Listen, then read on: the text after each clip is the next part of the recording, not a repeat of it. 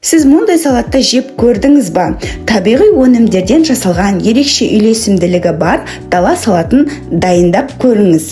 Бүгін мен сіздерге осы пайдалы әрі өте дәмді салаттың рецептін көрсетемін. Бізге керекті өнімдер сәбіз, қияр, болгар бұрышы, қызанақ, жүгері, кинза немесе көк пияз, піскен сиыр немесе жылқы еті, айсберг капустасы немесе салат жапырағы, сарымсақ керек болады.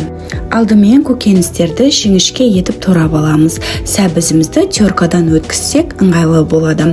Бұл салаттың ерекшелігі барлық өнімдер өзара жақсы үйлесуі керек. Сондықтан барлық өнімдерді ұзынша жіңішке етіп турап аламыз. Және де қызанағымыздың сулы жерін осылай қасықпен алып тастаймыз. Қасықпен алсаңыздар ыңғайлы болады. Осылай ұзынша қылып турап аламыз.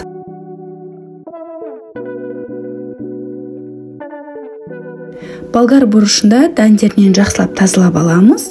Мен қызыл болгар бұрышын таңдадым, ал сіздер кез келген түстегі болгар бұрышын қоса аласыздар.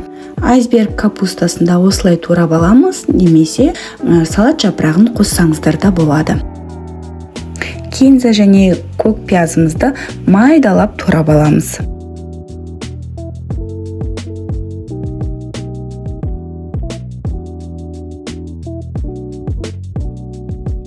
Піскен жылқы немесе сиыр етін жіңішкелеп тілімдеп кесеміз.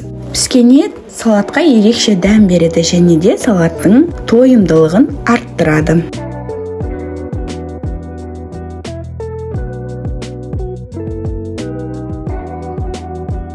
Пияз қосу қоспау өз еріктеріңіз, болса қызыл пияз қосыңыздар, болмаса ақ пияз қоссаңыздар да болады.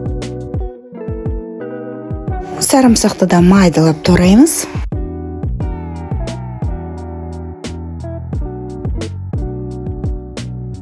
Жүгерімізді қосып, барлық ингредиенттерді үлкен бір ыдысқа салып алып, тұздық дайындаймыз. Зәйтүн майынан 2-3 ас қасық және де лимон согын қосамыз, тұз қосамыз татымына қарай. Сонымен барлығын жақсылап араластырамыз. Салатымызды жақсылап араластырып, осылай тарелкеге орналастырамыз. Бұл салат сізге ұнады ма? Үйде жасап көріңіз. Дәмі ерекше, ал дайындалуы өте оңай. Бұл салатқа дала салаты деп атауын өзім қойдым. Егер басқа атауы болса, комментарияға жаза кетіңіздер.